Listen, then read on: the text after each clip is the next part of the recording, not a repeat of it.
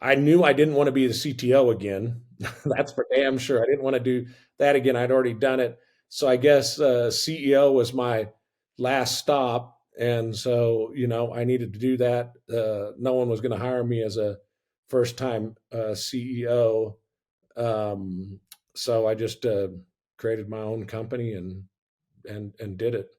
I think, yeah, I mean, I think maybe that's, I think I was a good CTO because of, the engineering background and software experience and technology experience, most certainly. But I was also, a pretty scaled up CTO vision guy, getting teams to work together to produce, products.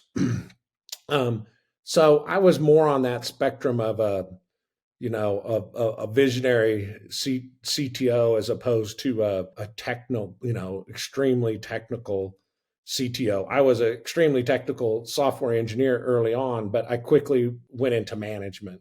So, and leadership from that point of view. So, and I've always been a team building guy.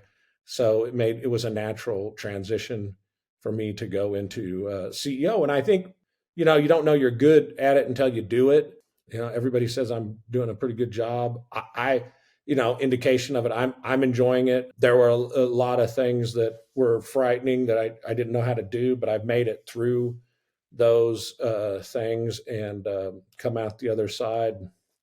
I mean, I guess and it's hard to say. Do you have a regret you hadn't done it sooner?